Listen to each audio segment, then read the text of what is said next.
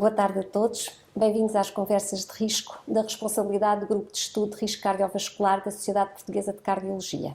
Eu sou Mónica Mendes Pedro, sou a coordenadora do Grupo de Estudo e tenho comigo hoje a doutora Susana Heitor, especialista em Medicina Interna e que vem-nos falar hoje sobre diabetes.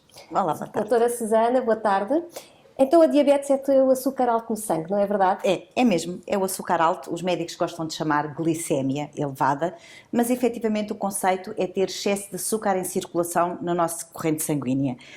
O que, apesar de ser doce, ser uma coisa muito apreciada, e todos nós queremos doçura nas nossas vidas, contudo, tudo o que é demais não presta, e aqui desta forma muito concreta, ter o açúcar elevado no nosso sangue vai trazer imensos prejuízos à nossa saúde.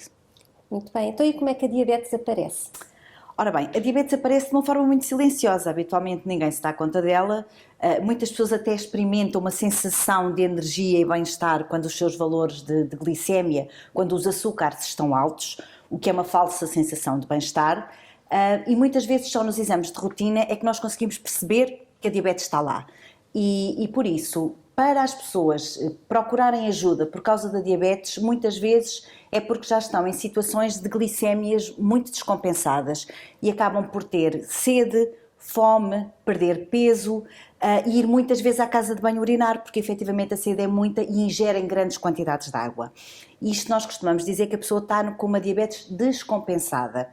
A fadiga, apesar de agora tudo nos dar fadiga pela vida de stress e por causa das novas pandemias e etc. Mas a fadiga deve ser um sinal importante de alarme e a pessoa, quando se sente com fadiga, deve efetivamente procurar ajuda do seu médico e habitualmente os médicos de família também pedem as glicémias em jejum, é a análise que pede sempre em jejum e é por causa desta análise do colesterol que os médicos costumam pedir as análises em jejum e aí podemos identificar a alteração deste açúcar no sangue. E como é que a diabetes ataca o coração? Ora bem, assim mal comparado, o açúcar acaba por, em excesso no nosso organismo, ter um mecanismo corrosivo.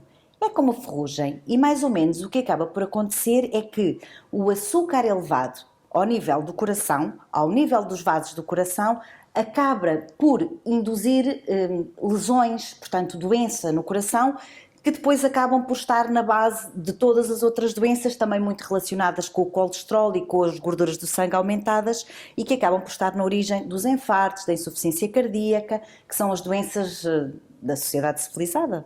E também das tromboses, dos acidentes vasculares cerebrais, E não é também verdade? das tromboses. Sim, porque a verdade é que o açúcar atinge todos os vasos do organismo e nós temos vasos do organismo em toda a parte, desde a cabeça até ao dedo do pé e é uma coisa engraçada porque na diabetes efetivamente nós vamos encontrar compromisso precisamente desde a cabeça até aos dedos dos pés. Isso é um dos motivos pelos quais muitos dos nossos insuficientes renais crónicos que estão a fazer diálise são diabéticos, não é verdade? Diabéticos e hipertensos, no fundo quase todos, não é? É verdade, e a diabetes tem uma grande combinação com a hipertensão, portanto são assim primos muito chegados e inseparáveis a maior parte das vezes e efetivamente até 90% de todos os doentes dialisados em Portugal têm na base uma destas duas doenças, o que é muito. E o que acontece é que os rins efetivamente são vascularizados e nos rins existem dois mecanismos. Primeiro é que efetivamente quando o açúcar em excesso no nosso organismo é efetivamente em excesso, o rim, que é o filtrador de todas as substâncias ativas do nosso corpo, acaba por ter excesso de açúcar para eliminar e por esse mecanismo de excesso de açúcar acaba por haver lesão daquilo que nós chamamos a membrana glomerular, ou seja, o filtro. E, ao mesmo tempo, os vasos que vascularizam o rim também sofrem muito, as artérias renais sofrem muito pelos mesmos mecanismos de doença que vamos encontrar no cérebro e no coração. Porque, no fundo, também a diabetes é um acelerador, um causador e acelerador da aterosclerose, não é? E em Exatamente. conjunto com a hipertensão e com o colesterol elevado é quase uma bomba relógio para todos os acidentes relacionados com a aterosclerose, como já falou, não é? Com o infarto, com o acidente vascular cerebral e agora também com a doença renal crónica, não é? Com os insuficientes que levam à insuficiência renal. E com uma grande agravante, é que esta doçura na nossa vida é muitas vezes assintomática e é muitíssimo fácil as pessoas com diabetes não só não perceberem que têm a diabetes, como muitas vezes já sendo conhecedores da sua própria doença e sabendo que a têm, esta falsa sensação de bem-estar leva-as muitas vezes a acharem que se hoje não controlei muito bem ou se não fiz tudo bem, não faz mal, amanhã compenso, amanhã como melhor, e esta muitas vezes é uma sensação, é uma amiga falsa, a diabetes. Está sempre a estragar, constantemente, não é verdade? É sempre um mecanismo aditivo que, juntamente com o resto das situações, que muitas vezes também são silenciosas, acaba por ter um efeito absolutamente desastroso. É claro que sim. E o que é ter diabetes nos olhos? Ora bem, ter diabetes nos olhos é ter retinopatia. E a retinopatia é precisamente o compromisso, por parte do açúcar, mais uma vez, dos vasos muito pequeninos que vascularizam a retina, que no fundo é a parte central e que é a câmara fotográfica que permite ao nosso cérebro ver. E o que acontece é que, pela retinopatia, vai haver desgaste e consumo desses vasos pequeninos e as pessoas acabam por ter zonas de cegueira, que é muitas vezes irreversível. Hoje em dia a oftalmologia já tem muito a oferecer, já se fazem terapêuticas de fotocoagulação, com laser, etc. Mas o melhor mesmo é não deixar chegar a retinopatia, porque efetivamente a visão é um órgão nobre e porque muitas vezes o que nós temos na retinopatia nós vamos ter em uníssono no território renal, com a doença renal, vamos ter também em termos periféricos com as neuropatias e com as dores e os incómodos e as alterações das sensibilidades, e o mecanismo é exatamente o mesmo. Vamos ter em termos de disfunção sexual, a disfunção erétil também passa por aí, ou seja, nós estamos sempre a falar da mesma doença, da mesma situação, do mesmo compromisso, efetivamente, desde a cabeça até aos pés. Passa pelos olhos, passa pelo coração, passa pelo tubo digestivo, passa pelo sistema genito-urinário, passa pelos rins, passa pelas pernas e pela circulação e termina nos nossos dedos dos pés. É por isso que nós até temos uma entidade chamada o pé diabético. Quer falar um bocadinho sobre isso? O que é o pé diabético? Ora bem, o pé diabético é o conjunto destas alterações por duas vias. Pela via circulatória, ou seja, se nós temos uma doença que vai alterar o nosso sistema circulatório, tanto nos vasos do coração, como nos vasos dos rins, como nos vasos da retina, os membros inferiores não vão ser exceção. Aliado ao tal compromisso nervoso das fibras que nos dão a sensibilidade. E as pessoas com diabetes, principalmente com diabetes tipo 2, acabam por ter uma alteração da sensibilidade que é o corpo não informa o cérebro da sua posição. Ou seja, quando a pessoa com diabetes põe o pé no chão, não percebe nem sente que está a pôr o pé no chão. Isso dá-lhe desequilíbrio na marcha. E depois, quando bate numa pedra ou tem qualquer coisa dentro do sapato, o corpo não o informa. E isso significa que pode fazer um trauma, pode fazer uma lesão, que devido à má circulação pelo outro componente da diabetes, nós vamos ter lesões graves em termos de ferimentos que se podem depois infectar, associados à não sensibilidade, o que leva a que às vezes pessoas acabem por ter lesões nos pés que nem sequer se dão conta.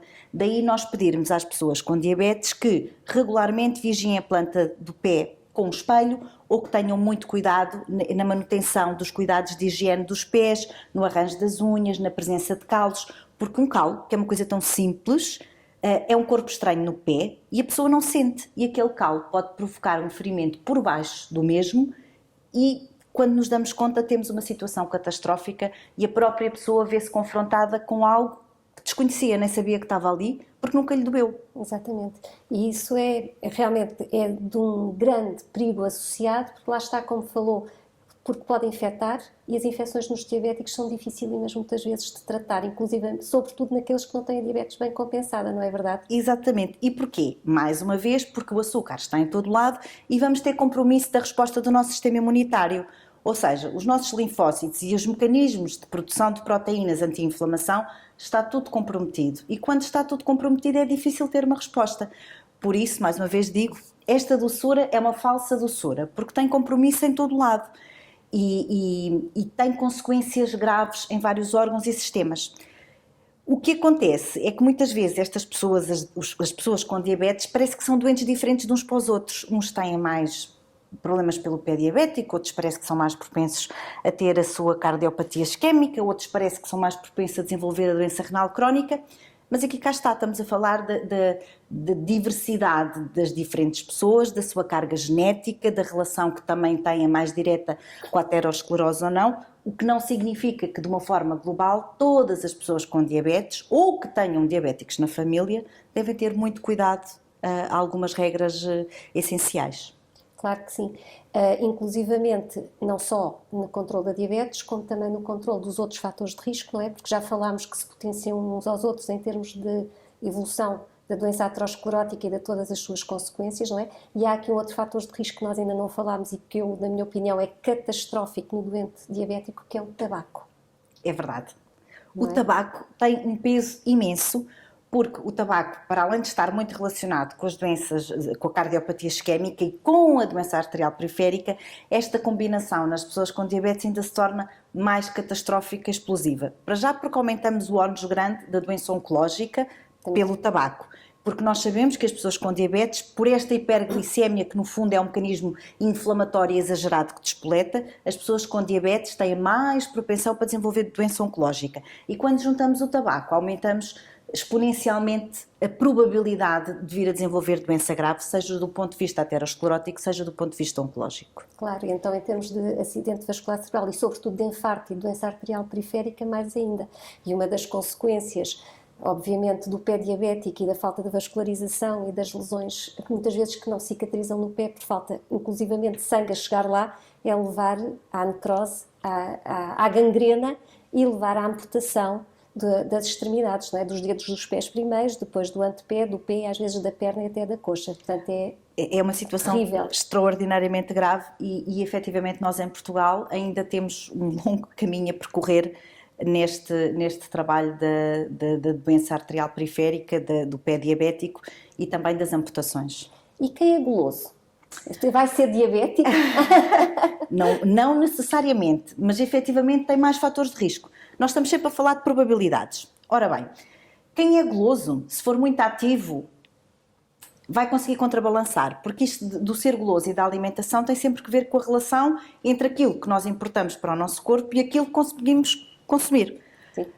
Como é evidente, os doces sem excesso não podem ser recomendados na base diária, mas efetivamente as pessoas têm que ter consciência que se consumirem e gastarem, o exercício é o maior seguro de vida que nós temos e manter o nosso corpo saudável é o maior seguro de vida que nós podemos fazer. E efetivamente nós agora estamos sempre a ser desafiados pela alimentação e nós cada vez mais temos a noção e a percepção pela investigação que o nosso cérebro começa a processar os alimentos pela visão, ou seja, nós somos estimulados a começar a produzir hormonas de secreção digestivas pelo estímulo visual, pelo estímulo auditivo, pelo estímulo olfativo e, portanto, nós, na nossa sociedade, estamos sempre a comer neste momento, ou pelo que vemos, ou pelo que cheiramos, ou pelo que sentimos, estamos sempre o nosso universo de repente virou-se para a alimentação. Eu peço desculpa de interromper, até isso é fisicamente, qualquer um de nós percebe isso muito bem, porque olhamos para uma montra bonita, sei lá, com os doces bonitos, ou um cheiro muito apetecível e começamos logo a salivar. E é verdade, porque estamos programados para isso. Exatamente. E, portanto, a oferta de alimentos que temos é desproporcional à comodidade e ao conforto a que a sociedade nos instalou.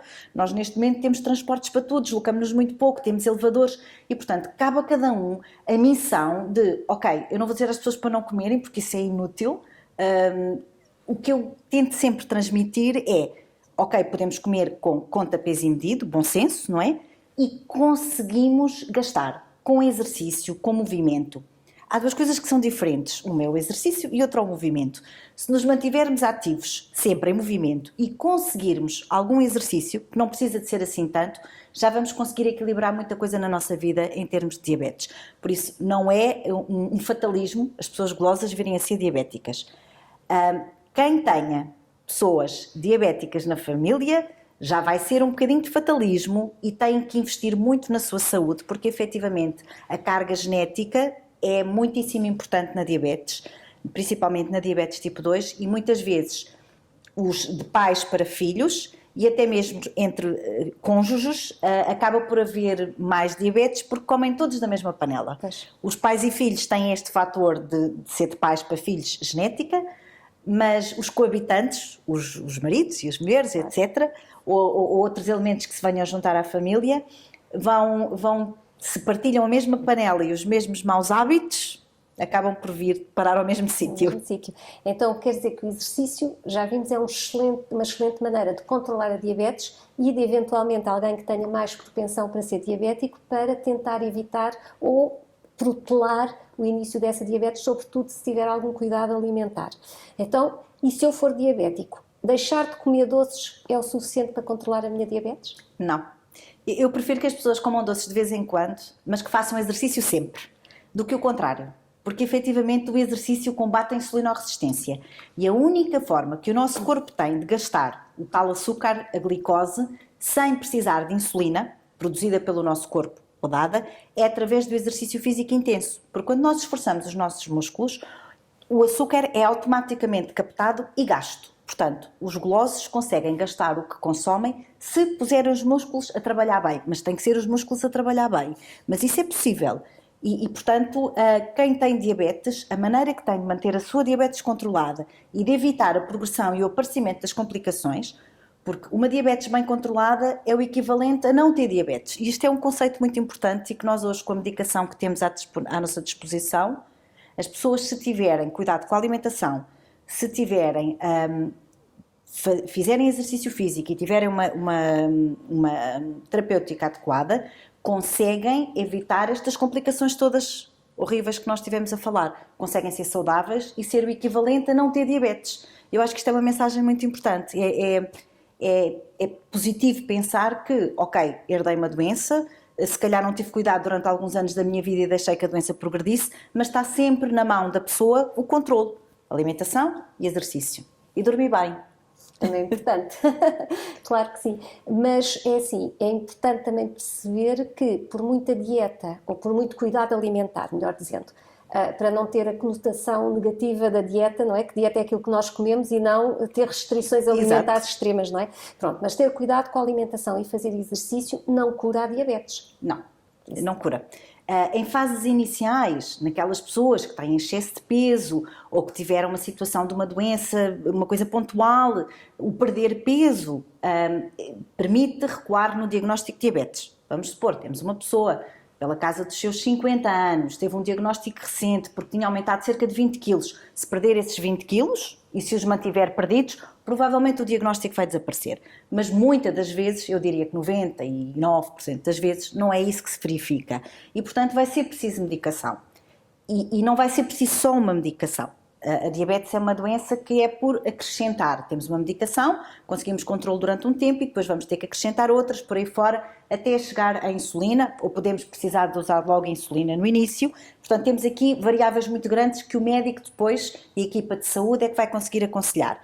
Seja como for, quanto melhor cumprirmos as regras da alimentação e quanto mais exercício fizermos, mais vamos manter a doença estável e evitar a adição de cada vez mais medicamentos. E é muito importante também, não é, ter estes cuidados logo desde o início do diagnóstico da diabetes, não é?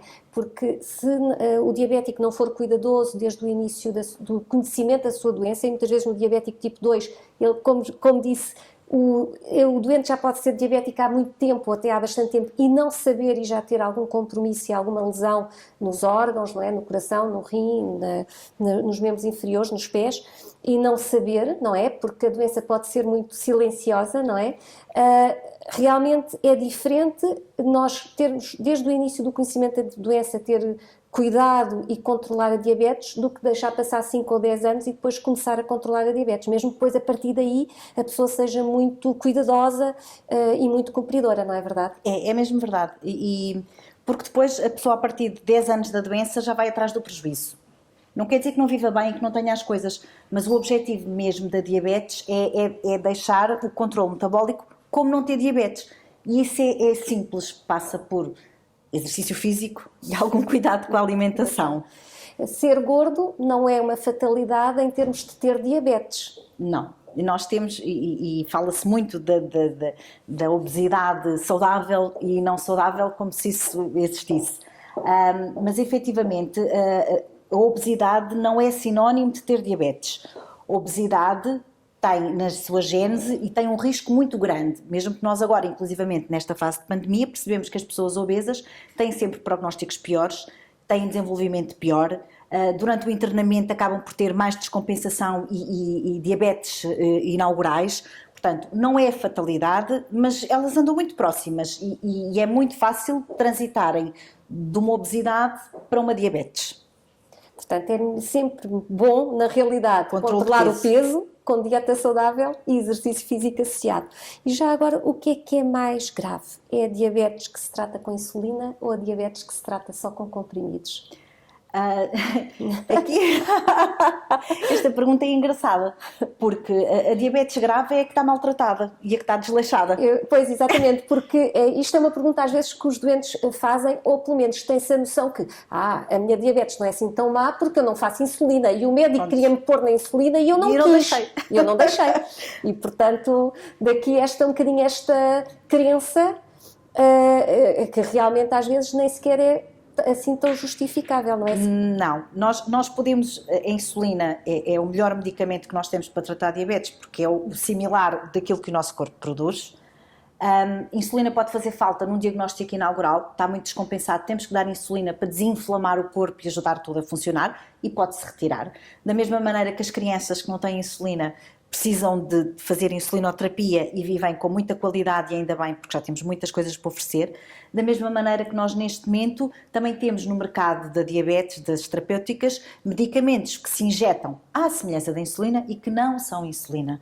Portanto, há aqui toda uma diversidade de situações que é atendida caso a caso e, por exemplo, há doentes que se sentem...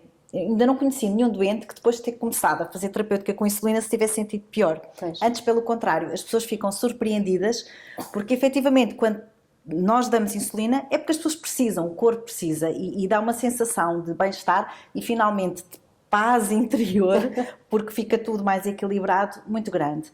Portanto, aqui não há terapêuticas que nos ponham chancela na gravidade da doença. Há doença que pode estar melhor ou pior tratada. E, portanto, se o doente for confrontado pelo seu médico com a necessidade de iniciar insulina, não deve ter medo, muito pelo contrário, não deve andar à procura da mesinha para evitar iniciar a insulina, muito pelo contrário, deve seguir os conselhos do seu médico e fazer o melhor tratamento possível para a sua situação específica. Exatamente, não é? sim, mesmo porque a insulina é aquilo que nós temos de melhor para dar, é aquilo que o nosso corpo produz. E, portanto, o que temos é que pôr tudo a funcionar. Eu percebo que pode haver um bocadinho de dificuldade para o doente quando nunca fez insulina e passa a fazer, porque é mais difícil estar a contar unidades e estar a injetar-se do que tomar um comprimido, não é? Portanto, psicologicamente é capaz de haver aqui alguma resistência devido a ser uma medicação um bocadinho menos natural, não é? Do que aquilo que é o habitual das medicações, que é tomar uns comprimidos e está feito, não é? Exige mais compromisso das pessoas, Claro. mas muitas vezes o que acontece é que o compromisso na doença crónica faz parte, é importante, porque a verdade é que a doença crónica, que é a diabetes, exige que a pessoa cuide de si de uma forma responsável, que a pessoa goste de cuidar de si e assuma que é o próprio que tem que cuidar, porque eu costumo conversar com as pessoas e dizer assim, olha, isto é um bocado desigual para mim como profissional de saúde, porque eu vejo numa consulta meia hora, 3 em 3 meses, mais meia hora com a enfermeira, mais meia hora com a nutricionista, faça as contas mesmo que venha mais vezes. A sua diabetes está consigo 24 horas por dia, 365 dias por ano. É muito desigual esperar que os profissionais de saúde, e isto não quer dizer que o profissional de saúde, que o médico, o nutricionista, o enfermeiro, não estejam lá para ajudar e para cuidar. Mas o conceito de que a diabetes é uma coisa que está com a pessoa e que tem que ser a pessoa que tem que fazer as suas opções responsáveis, dá-nos muita noção de que se eu quiser eu tomo conta desta doença e eu consigo levar isto para a frente. E muitas vezes, em termos de família e em relação às dietas, eu costumo pedir às famílias, quando está um diabético na família, eu costumo dizer que a dieta saudável, a dieta boa, é a dieta para a diabetes. O resto é que está tudo errado. Exatamente, não é? Tal e qual. A dieta boa é, portanto, o que é que agora ele vai comer? Não é o que é que ele vai comer, é o que é que vão todos comer. Não é? Porque se estão todos a comer da mesma panela, o risco é igual. E aquilo é uma questão, é tipo peças do dominó. Vai tudo cair a seguir. São os filhos, as esposas e os esposos, os tios, os primos, os avós. Portanto, não há dieta para um. Há dieta para todos. E depois todos em equipa, se calhar vão ter que também fazer mais exercício, a beber mais água, cortar nos refrigerantes, passar a fazer compras juntos no supermercado e decidir o que é melhor para todos. E, claro, abrir as exceções, as concessões, os dias de festa, os dias de pausa, porque estas dietas saudáveis nós também sabemos que não podemos exigir às pessoas que façam isso 365 Claro, dias por claro ano. que sim. Mas na realidade eu acho que isso é se calhar uma das mensagens mais importantes, que é a dieta do diabético, ou melhor, a alimentação do diabético é a alimentação ideal de todos nós, o exercício do diabético é o exercício ideal que todos nós devíamos fazer e portanto não é nada de especial em termos de ser algo específico para uma determinada doença e para tratar aquela doença. O que é específico para a diabetes realmente é ter que dar insulina ou ter que tomar comprimidos para tratar a doença ou para controlá-la e não a alimentação ou o exercício, que é o ideal de todos nós e que quem não é diabético, o organismo consegue compensar de algum modo ou gerir, não é tanto compensar, porque realmente se nós comermos demais engordamos e por aí fora, mas e vamos ter as consequências dos nossos erros, não é? Depois com os desinfartos, acidentes vasculares cerebrais e por aí fora, mas sobretudo conseguimos gerir de uma maneira no dia-a-dia aquilo que comemos a mais. Não é? Para não nos dar aquelas vontades de urinar enormes ou aquelas fomes imensas ou aquelas sedes enormes como tem o diabético, portanto o nosso organismo consegue gerir, enquanto que o diabético não consegue. Portanto, cada asneira que faz, ele sabe que a faz porque a sente. Não é? Exatamente. E essa é que é realmente aqui um bocadinho a grande diferença. E esta mensagem também é muito importante, que o diabético acaba por ser o grande médico dele próprio, porque nós médicos ou profissionais de saúde não comemos pelo nosso doente, nem fazemos exercício pelo nosso doente, e mesmo que tenhamos uma alimentação ótima e façamos muito exercício, isso não tem impacto nenhum na também vida da pessoa. no nosso doente. E se calhar outra mensagem também muito importante é a duração da doença, não é? Uma diabetes com uma semana, desde que esteja controlada, não estragou nada. Uma diabetes com 20 anos que não é controlada, as consequências graves se calhar estão lá. Já estragou muita coisa. Não é verdade? Sim, sem sombra de dúvida. A doutora Susana, muito obrigada por ter estado aqui connosco. Foi excelente. Eu acho que foi uma conversa extremamente elucidativa e muito clara para quem nos estiver depois a ver e a ouvir. Agradeço muito a sua presença. E agradeço também a atenção de quem depois nos for ver e ouvir. Muito obrigada, muito boa tarde a todos.